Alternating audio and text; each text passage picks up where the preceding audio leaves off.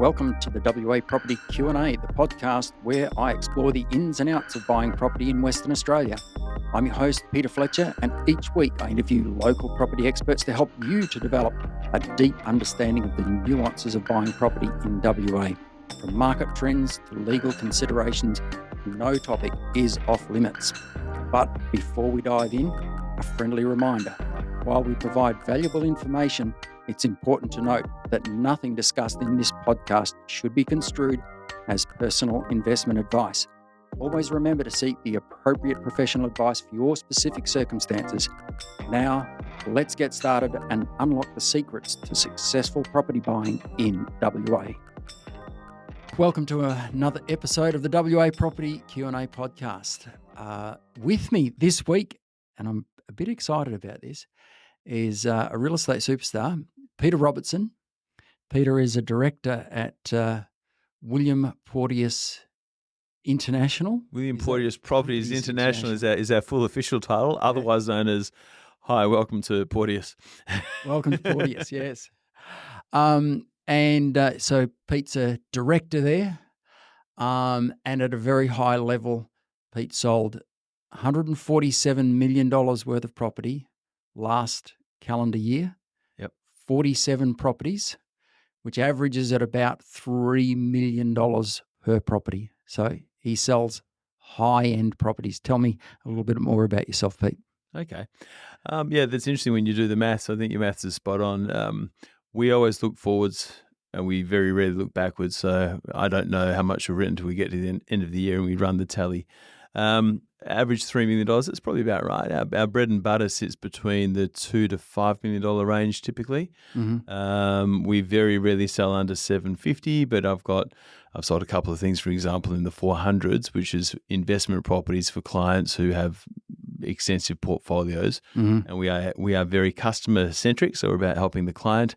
And if the client needs help and it's something that's within our typical catchment, we'll sell anything. So, Willie's got an old saying, you got it, we'll sell it. And that's true if it's in the western suburbs. If it's beyond the western suburbs or beyond, we're actually not western suburbs, so western suburbs centric. We are either side of the river, high value properties either side of the river, up and down the coast and around the city. That's how I would describe it. And then unique and special properties anywhere in WA. Mm-hmm. So we sell, interesting things on the south coast, up north. We get pulled into or invited into unique and special properties wherever they may be. Mm-hmm. Mm-hmm. So I think your number's about right. So I would say average our bread and butter is between 2 to 5, and then we obviously sell much higher than that and occasionally a little bit under that. I'm always interested talking to people like yourself because like my history was started in Kalgoorlie selling $20,000 shacks that were just about to fall over, and you're selling $3 million properties like that should be on. If there was an episode of Lux Listings Perth, you'd be on it. What's the most expensive property you've ever sold? And can you tell me the story? Okay, in our space, clients value privacy, privacy, confidentiality, and discretion. Yes. So I'll answer your question a little bit obtusely. In the last 12 months, I've tabled offers on properties between $15 to $25 million, mm-hmm. And they are cash offers. Most of those have not gone through because the people who own those properties, they tend to be destination properties, destination addresses, be it on the riverfront or on the ocean front or something very, very special. So for a house to be worth, let's say, $23 million in mm-hmm. Perth, it means it's one of a handful of homes. Mm-hmm. So I'm very fortunate and privileged to operate in that space and have the trust and business of the people who own those properties, and also with that, I also deal with buyers who want to buy in that space. Mm-hmm. The volume of transactions is very low because primarily these people are my clients, but now also my friends, having done this for a long time. And they'll say to me, Pete, that's great. This person wants to give me $23 million for my house, but we deal with high net worth individuals who are worth hundreds of millions of dollars, and for them having an extra $23 million in their bank account makes no difference, and they like living where they live. And they would say to me frequently, that's great. If we sold this, where would we move to? And something else of a similar caliber has to come up in order to make it worthwhile to make that move. And usually there isn't something there. So those properties, when they do transact, it's when people are typically leaving the state or leaving the country.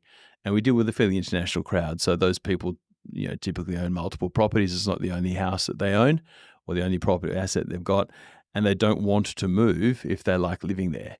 And most of the people quite like live. If you're in a $23 million house on the riverfront or on the oceanfront, odds are it's nice and you like living there. And unless something has changed significantly in your life, and there's the big things that move the dial for people: births, deaths, marriages, divorces, the usual things, they're staying put.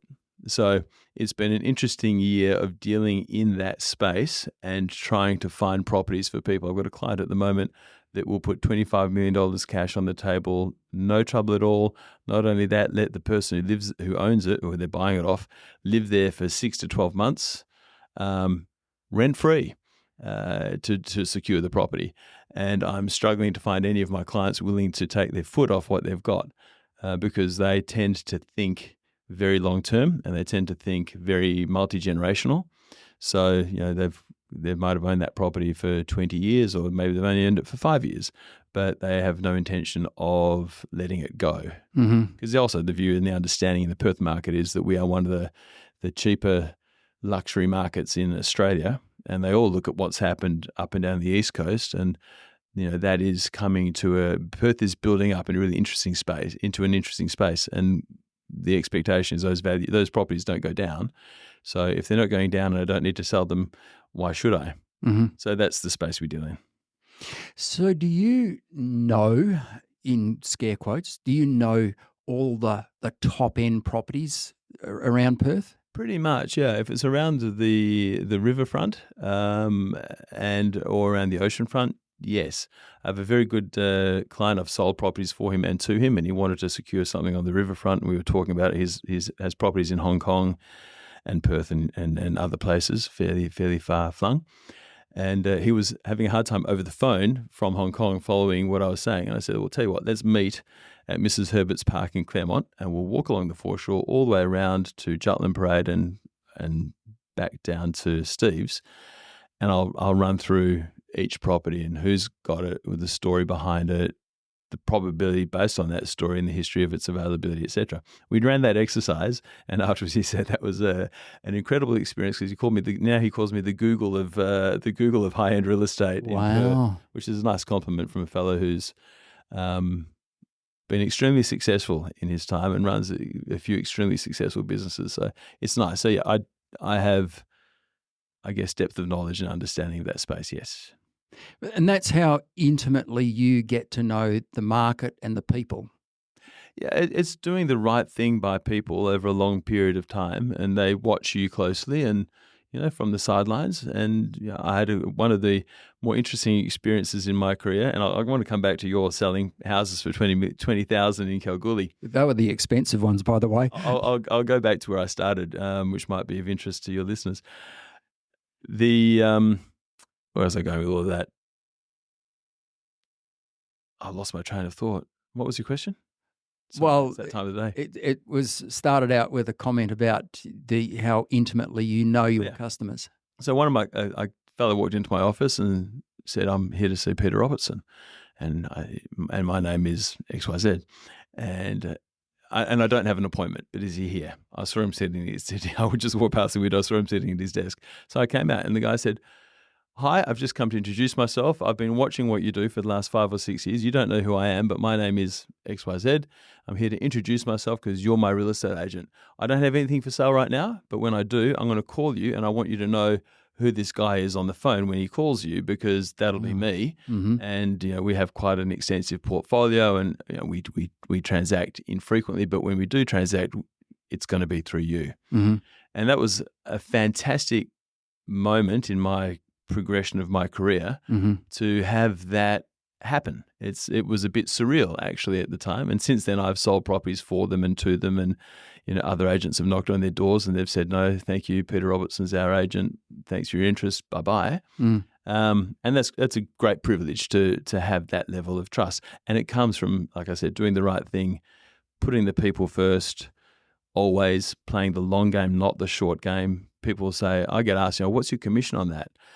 And after I've negotiated the listing agreement, I actually forget about the commission. I start concentrating on the getting the deal done and getting the structure right and aligning a deal with my seller's requirements and prerequisites and wishes and desires. So that's what we focus on, and that's all we focus on. And if the right thing for the client is to say, look, let's take this property off the market and revisit it in 6 months, that's what we do without blinking. We don't go, oh, hang on, I'm going to miss out on $80,000 worth of commission if we do that. No, I always play the long game, do the right thing by the client. And this is a sophisticated, smart marketplace, and they watch, they observe, and they judge. You are measured and judged long before they talk to you. Do you think that's unique to the Western suburbs? No. Or could that philosophy apply in Canning Vale or Cannington? I think the philosophy applies right through the spectrum. So I started selling real estate almost 30 years ago in Claremont, but I did that for 2 years and working for a fellow called Dave McKenzie, who was my mentor and started me out in this business. And then very quickly I progressed to working in-house for my family's property development business, but that was down south. So I started my career selling $105,000 blocks of land. And so I haven't always sold $3 million properties. I started selling $100,000 blocks of land, then 150, and then we saw the market go from those $105,000 blocks became worth $350,000, and we thought, wow, isn't that fantastic?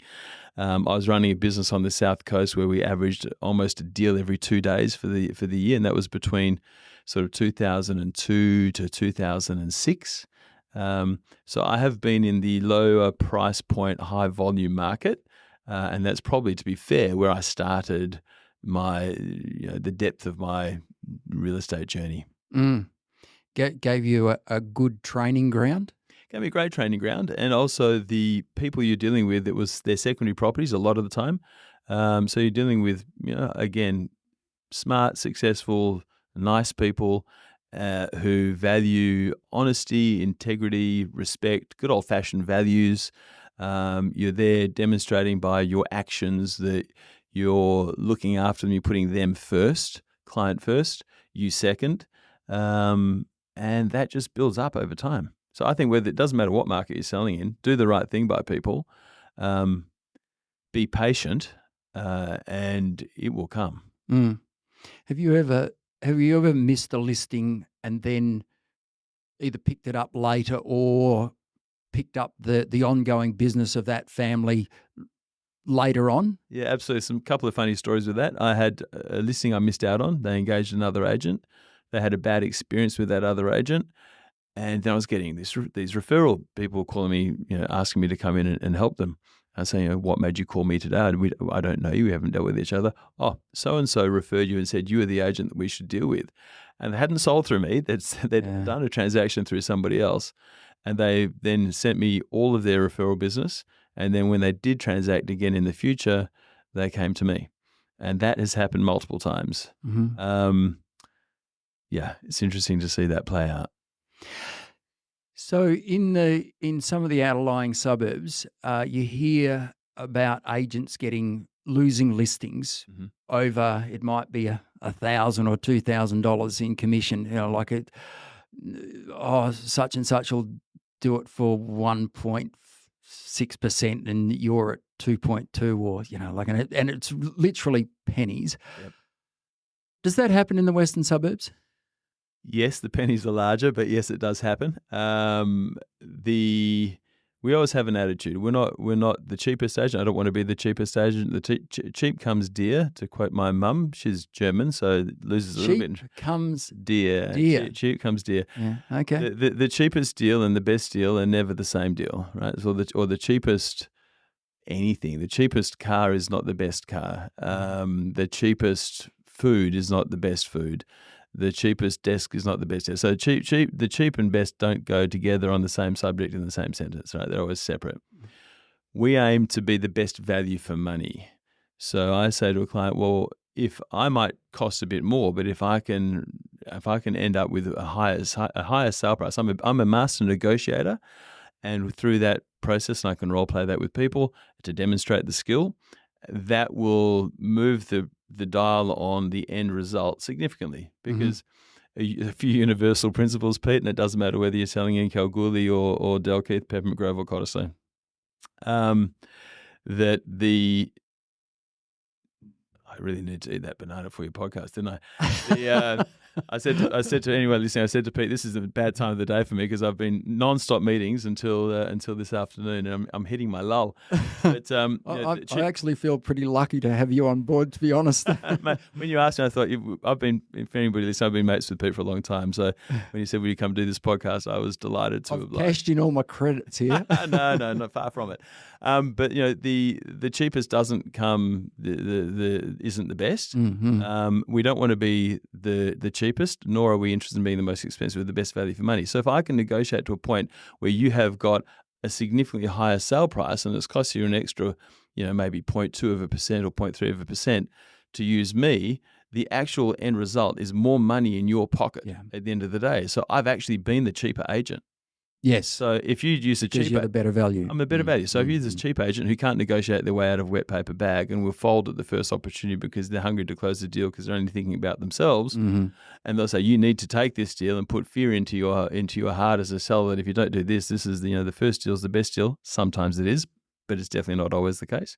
That would be a mistake. So I have lots of arguments and ways to demonstrate that we are not the cheapest, but we're the best value for money. And most people, when you can communicate that effectively and can demonstrate that, will see that, have that light bulb moment, you get engaged.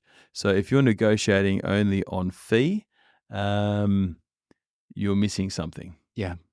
And having said that, there's always going to be that agent who goes, but they're $2,000 cheaper. And after I run all the explanation for why I'm worth the extra amount of money, they'll still go, I just want to go with the cheapest agent. Well, they're probably going to get a result that's commensurate with that. And, good luck to you. You deserve it. See you later. Bye-bye. Probably not a good fit for you. Not a good fit for me. Sometimes the best business you do is the business you don't do. And we do pick and choose our clients as much as clients pick and choose us. And we are not afraid to say, look, I don't think we're the right fit for you. There'd be agents who would be listening to this and they would be going, well, that's all right for you. You've sold $147 million worth of property. Your average commission is, like in the tens and tens of thousands. Of course, you can afford to be picky. I would say that that's a mindset regardless of the market. Being able to walk away from listings. What do you say to that? To that I say your energy and your focus and your enthusiasm is critical for you to maintain it and choose where you direct it. And honestly, it doesn't matter whether I remember being hungry. When I started in this business, I was writing deals with 14-day settlements because I was paying rent. I had a car on hire purchase. I had bills to pay. And I had settlement agents calling me saying, stop writing these 14-day. I was just thinking this. I know, you thought you'd appreciate it. Stop writing these 14-day deals. And I would say, look, I've got bills. I'm living hand to mouth. Don't talk to me about the luxury of time and whatever. And this, folks, is how short settlement dates happen. It is. I just did a deal with a 10-day settlement. I thought of you actually when I was writing the deal because both the buyer and the seller wanted to do it. And I'm like, I know you've got a bank that needs to discharge a very small facility against this. I think we've got 10 days going to be tight. Anyway, we're working our way through. If it ends up being 14, or even 20, nobody's going to be upset. But it doesn't matter. The same principle applies. So if I'm young and new to the business and I'm hungry and I'm chasing those, whatever it might be. The median price in Perth is mid-700,000. Should we call them penny dreadfuls? I'm chasing the penny dreadfuls. There's still nice people to deal with who have penny dreadfuls to sell and transact. I actually think it's very bad to get an elitist mindset. So I respect the person who's got the $100,000 property as much as I respect the person who's got the $10 million property if they're a decent person. I've dealt with people who have got $10 million properties that are absolute muppets that I don't want to deal with. I don't want them in my life. I don't want their energy. They're toxic. It's like, thank you, but no. We're your wrong agent. I try and refer them to my main competitors. I think so-and-so can help you well. Go down the road. But if you're, we are here to help people. And if you dive into this business with the mindset that you are there to help people, the more you can help people, the better you can help them. They will tell their friends and it will grow. So if you have an energy vampire or someone who every time you deal with them makes you feel like having a shower afterwards or just ticks you off, makes you angry, am I allowed to swear on your podcast? Yeah. If it pisses you off, right, and that pissed off ripple is going to affect the rest of your afternoon, don't deal with them. Cut them out. They don't exist. They're now invisible to me. I'm going to pick up the phone with positivity, energy, enthusiasm, and my general love of life coming out through my voice, and I'm going to talk to the next person who wants to talk to me and wants to do business with me. And I want to find all those people, and I'm going to service as many of those people as I can, and my business will grow positively off a positive trajectory and a positive base because I've done the right thing. I've dealt with people who want to deal with me. But what I would say to people, you need to find your tribe. You need to find people who click with you, who you get along with. There's people you can be a bit of a chameleon, so you need different people communicate different ways, different things are important. You can broaden your base. Just being emotionally intelligent, isn't it? You can be emotionally intelligent and broaden your base, or you can try and stay really narrow. I would say broaden your base, but there's still parameters where I'll go, you are clearly not my people, and we are not a fit, and that's okay. Because unless there's something seriously wrong with you, you're going to find plenty of people who go, Pete's a great guy. We enjoy the experience dealing with him. We feel that we can trust him. Someone said, an old mentor of mine in this business, who's quite famous, I'll leave his name out of it, said to me, people, classic saying, they need to know you, like you, trust you, use you. Once they've been through that journey and you've done the right thing by them, they will recommend you. So know you, like you, trust you, use you, refer you. And if you apply that principle, you are going and you are relentless. Now, work ethic, okay? Everyone talks about the young people don't have a work ethic these days. When I was young, I see plenty of young people with plenty of work ethic. I work damn hard. When I started, I was working 7 days a week until I was going to burn out, and then I'd take 2 or 3 days off, and then I'd go hard again. I was in my 20s though, so I could do that, and I didn't have family and commitments. I was a single gunslinger, and I was there to go hard, go fast, go far. Today, I work harder than most. Mates might say, the hardest worker in the room. I work hard 6 days a week solidly. I just said to you before we came on air that I wouldn't walk in my door before 7 o'clock on any given night.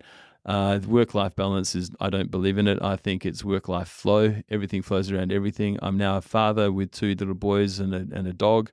My phone rings. I know when my youngest son says, don't answer that, it'll be on a Sunday, and he's right. I don't answer. It goes to voicemail. That's what voicemail's for. But I will look at, if there's a deal running, I say, no, George, Daddy's solving problems for people, and we like living where we live, and we like having what we have, and that all comes from Daddy solving problems for people. So, when we bought our house, how we ummed and ahed and said, is this the right house, and is this the right neighborhood, and is this, the right mix of things that we wanted? Does it have 3 trees and a swimming pool? It was one of the criteria on our shopping list, funnily enough. That's what I'm doing for these people. So I'm going to need an hour, and then I'll be back. Mm-hmm. So my life is a blend. Mm-hmm.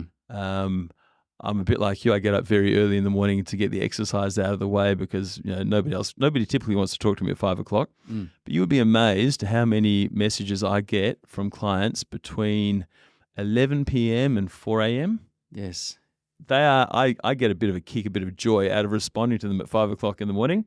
And you'd be surprised how many people they go, what time were you up? I said, what time were you up? And I said, what time were you up? Well, they're in a different time zone. So it landed for me because they say, we're in wherever. We're in Sydney, or we're in Singapore, or we're in wherever, or we're in the US. We're 12 hours behind you or ahead of you, whichever it is. Anyway, so work ethic, work hard. And I think it's like match fitness. I jokingly say, because I've got a new team member on our team at the moment, is hitting his 7-month mark with us, is doing great.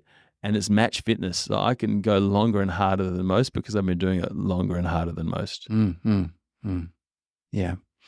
Yeah, you get to be like some of these old dogs in AFL football that they just seem to like Joel Selwood at Geelong. You know, he was an older player, but he could still run rings around all the young kids just because he was so tough. Yeah, it's, So match fitness. Yeah, Match fitness, it comes.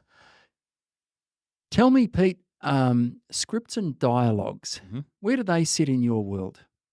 They are essential. I did all of Lee Woodward's scripts and dialogues training, the salesperson's course, the master salesperson's course, did all of that.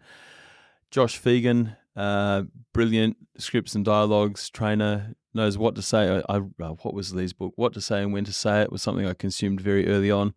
Training, yes, with the best scripts and dialogues guys. Who do I work with now? I work with a guy called Rick Rushton. Rick's fantastic. I've worked with Rick for 5 years now. Mm-hmm. He's more of my holistic approach to real estate and life. So Rick is a great all-round coach. So I'll do a session a week with Rick. So I have a trainer now who's Rick.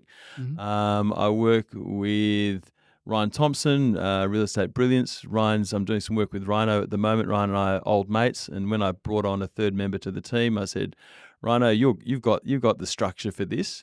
I've always been one to say, who knows what I want to go in this direction? Who's been there? Who's done that? Who can I learn? What's the fast track? I don't want to reinvent the wheel.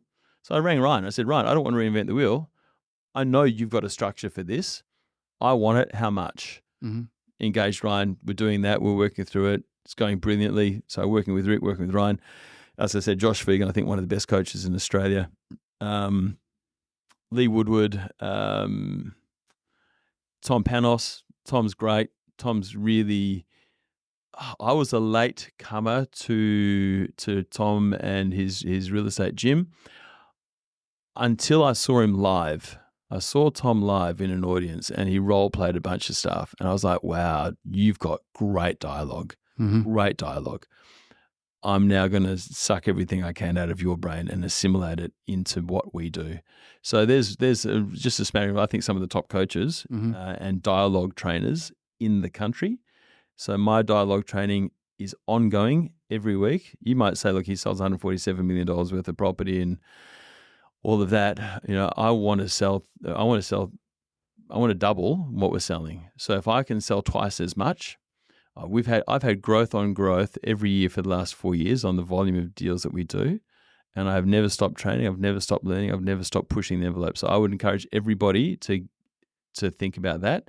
Because what is scripts and dialogues? It is communication. So how can I communicate and influence people better to help them better?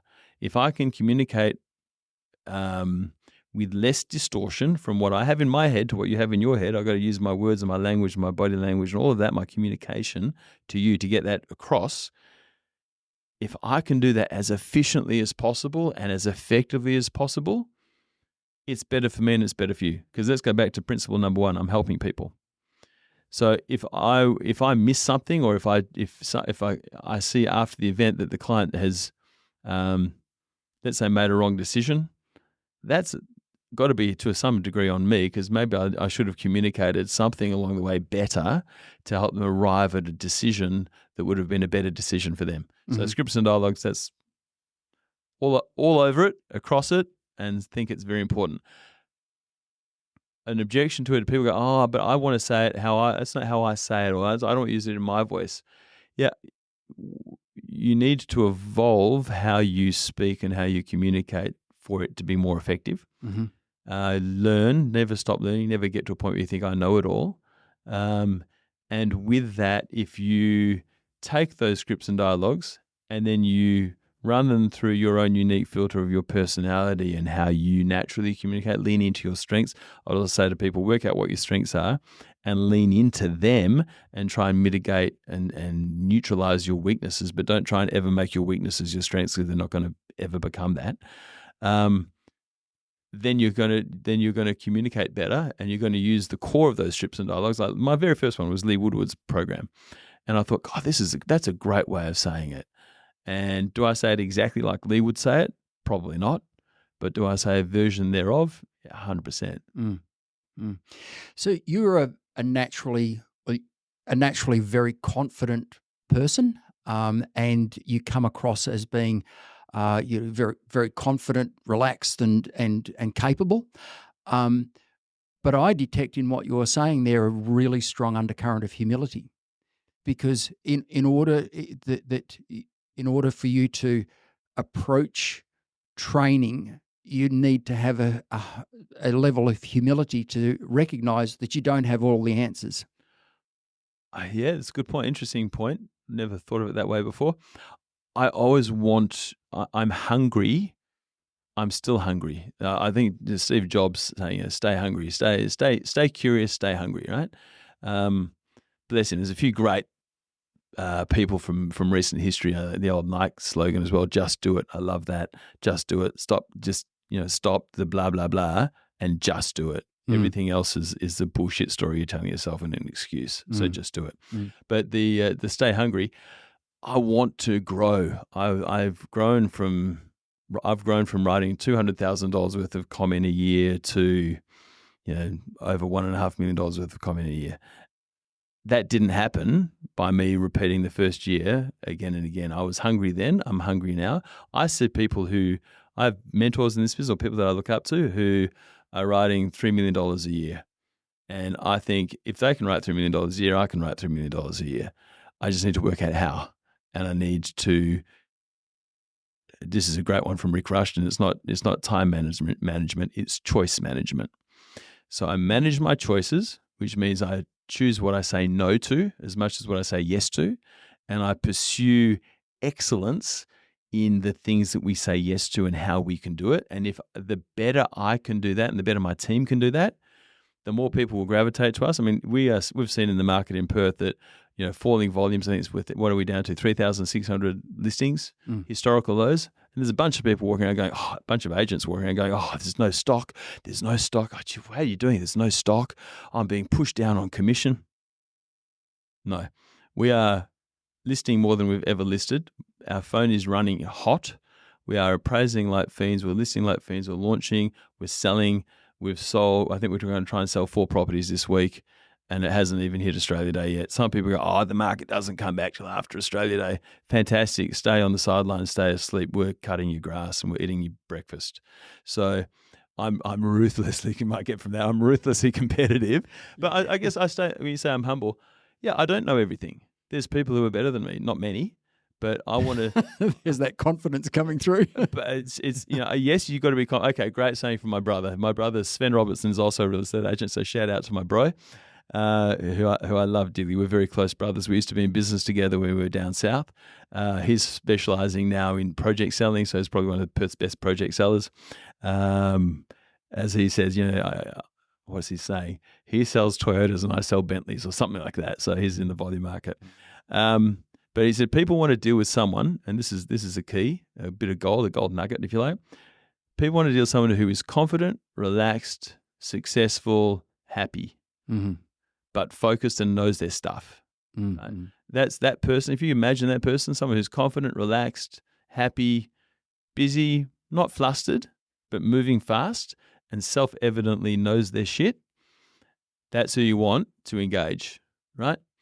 In anything. If I've just had my hip replaced, so I dealt with an orthopedic surgeon. Great bloke. Shout out to Dave Wysocki. Good on you, Dave. Great, best surgeon ever. And, Dave's confident, calm, across it, knew his stuff. I asked him if, he said, do I think I'm the best? Yeah, I do. He said, and you want when I'm cutting your leg open, you want someone who knows that they're the best, right? He said, I got that vibe. I got that impression from him. And I was like, yeah, Dave, I'm 100% relaxed. Whatever you want to do, let's do it. I trust you. Last thing you'd want from a hip surgeon is, look, I haven't done too many of these, but I'll do it cheap. Or I'm not sure, but could you if you I'd really like to have you as my patient. Would you mind? Nah, you don't want that. So the confidence is not an act. I'm a confident guy. I've done this for a long time, and I'm very good at what I do, and our track record reflects that. So I have every reason to be confident. But when you're starting out, to some degree, if you're like a complete newbie in your 20s, fake it till you make it and find something in yourself to believe in yourself. If you don't believe in yourself, to a degree, you can't. It's not about loving yourself. Well, on a holistic, yes, I think you should. Find a different story. Yeah, find a different story. Mm.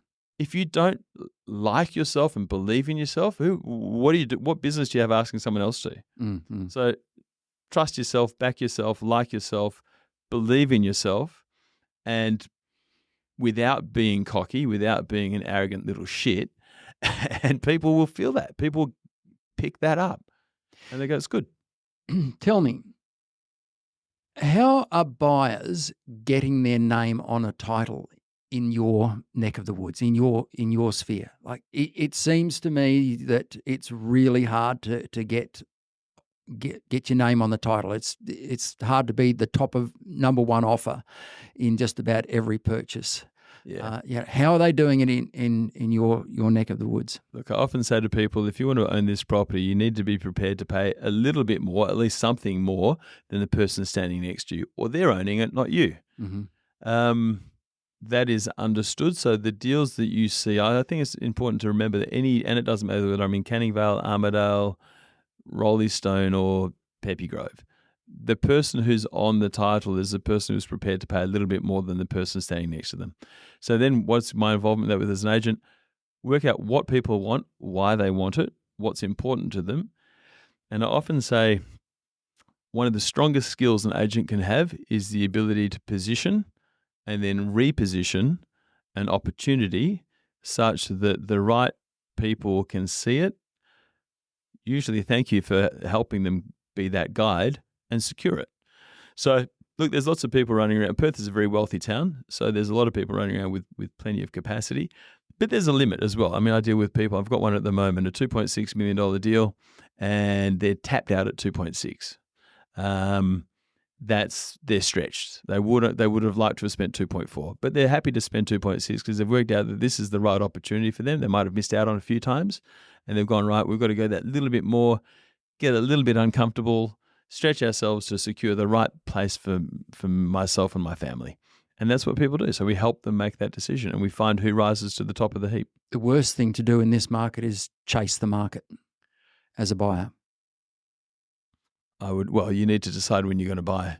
And if you want to buy, a great mate of mine who's an accountant said it well, you buy what you can afford to buy when you're ready to buy it.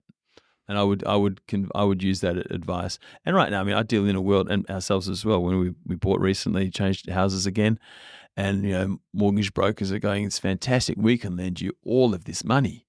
Look at your figures for the last 3 years. And I was like, no, thank you, but no. And interesting, a lot of my mates who are professionals, be them engineers, doctors, accountants, lawyers, etc.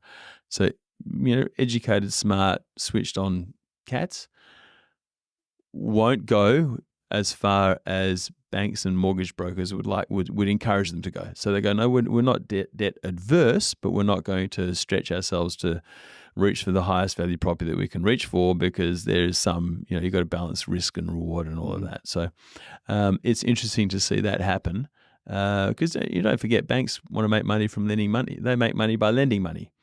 You need to choose how far you go down that rabbit hole. The difference between being in position 1 and position 2 in terms of tens or hundreds of thousands of dollars Can be very close.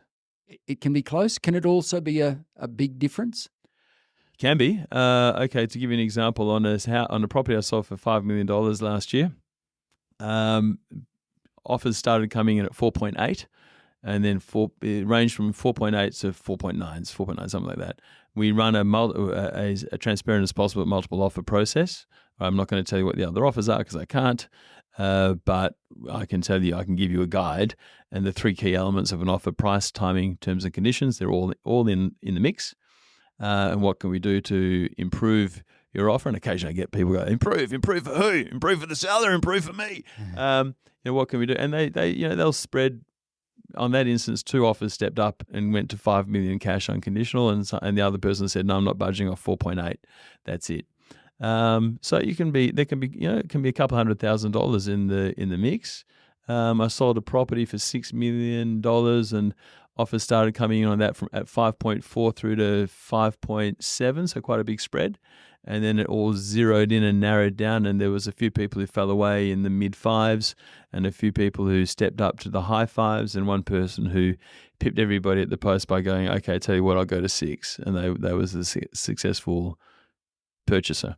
So that story plays out time and time again. But it is interesting quite often how close people come without any collision. So you've got buyers judging the market, judging the property, judging the opportunity, weighing it up and saying, I can afford to pay more, but I think that property's worth $3.35 million. And interestingly, they're all clustered around that 3.3 space, the ones who get down to the nitty gritty. And look, we also, I would say on that, I can't remember the last time, or very, very infrequently do we sell one property to one person. Most of the time it's multiple offers and multiple buyers and us working that dynamic and that crowd to our seller's advantage. Peppermint Grove, it's as I understand it, the smallest local government area in Australia. Yeah, interesting. Trig is right up there with it as well. But yeah, Peppermint right? Grove and Trig, yeah. Yeah. Google that. It's good. Yeah. Anyway, Peppermint Grove, yep.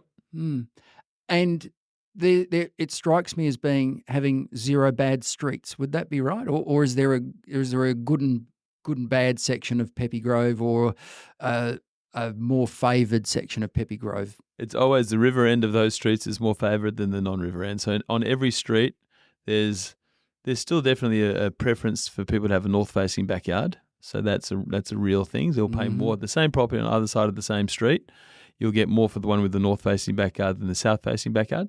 Interesting. If there's choice. In a tight market, maybe that's it's a hard thing to judge because I've got no other choice. I can't go and buy one on the other side of the street. So it's a hypothetical question. But north-facing backyards probably more. River ends of those streets, more closer to parks, more. If you're next to a primary school, like directly opposite a primary school, or if you're close to the highway end's always worth less. The place opposite schools is always worth less. It's a little bit, mobile phone towers, there's very few mobile phone towers through the western suburbs because everybody wants their phone to work, but nobody wants a mobile phone tower in their backyard. Everybody wants to send their kids to those private schools, but do they want to live on top of the private school? Not so much. So they're still high-value properties and they're desirable. People live in them, transact them, etc. But they have schools and busy roads and train lines. So train lines, Cottesloe. Cottesloe is our most expensive suburb, $1 per square metre in Perth, usually is. But close to the train lines, it has a suppression effect on the value. So yes, there's always a better end of the street or a less desirable end of the street. And there's discerning buyers. There's people who just want to get into Peppy Grove and this is my price bracket. I need so many bedrooms. What's available to me? And then there's the very discerning, like my couple who have got $20+ million to spend for the right thing, who will only buy the right thing. They're not interested in compromise. They only want just the right thing. And my job is to find just the right thing for them. So when you stare into your crystal ball, what do you see for the market in the western suburbs over the next 2 to 5 years? 2 to 5 is a big question. Can I break it down to smaller lumps? Feel free. Thanks. 2024, I see growth. Growth is happening now. One of my meetings this morning was talking to some clients about something a phenomenon that I've observed over now decades working in this space. When the market moves, and right now the median house price in Perth is one of the lowest in the country. So do I think we're going to have capital growth? Do I think Rhea was right and we're going to see that median price move north? 100%. Yes, I do. Absolutely. It doesn't make sense that we are on par with some of the lesser cities around the country. We've got population growth. We've got high building costs, material costs. That's all still, that dynamic hasn't changed. Population growth is driving it. We're a prosperous town. We have fantastic connectivity, both from time zones and so for communication as well as transportation to all of the emerging markets across Southeast Asia, from India to Indonesia to Singapore and across to Japan. There's just too much going on that's positive in Perth and WA. So yes, 100% we're going to have growth for the next 12 months. That's going to flow through the entire market, and that's going to flow up through into the western suburbs as well. In the western suburbs, an observation that I've discussed many times with valuers and old real estate agents who have now retired, who were my mentors back in the day, it's like a wave. It hits Cottesloe first, And then it flows through Cottesloe, then it flows through Peppermint Grove and the better half of Mosman Park, and then it laps around the bay and hits Claremont. It starts to get into East Freo, and then it hits Dalkeith, and it starts to run out of steam when it hits Crawley, and then it hits West Perth. But it's a wave, and it's a wave of. And right now we've observed phenomenal growth in Cottesloe, great growth in Peppermint Grove. I think that wave will continue to wash over the suburbs. It will wash over Dalkeith. So I'm just negotiating that property for 2.6 million. 2.65 is about a quarter acre land value in a decent street in Dalkeith at the moment. That I expect that to go up at some point over the next 12 months. Let's go out 2 years. So I think that wave of positivity is probably going to flow on for the next couple of years. Beyond that, I don't know. And if anybody who says that they can tell you, I think they're kidding themselves.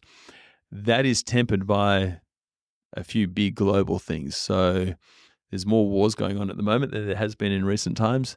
So too much conflict, too much global debt, not a lot of leadership from a geopolitical point of view in the Western world, strong leadership in China, questionable leadership in Russia, obviously. But you look at Europe, and I look at mainly I'm talking Europe, England, North America, and Australia, and there's no impressive politicians out there. There's no impressive monetary policy. Everybody's trying to overpromise and then end up under-delivering. So we have a significant issue with trillions of dollars worth of global debt that's a little bit musical chairs at the moment. It's being passed around.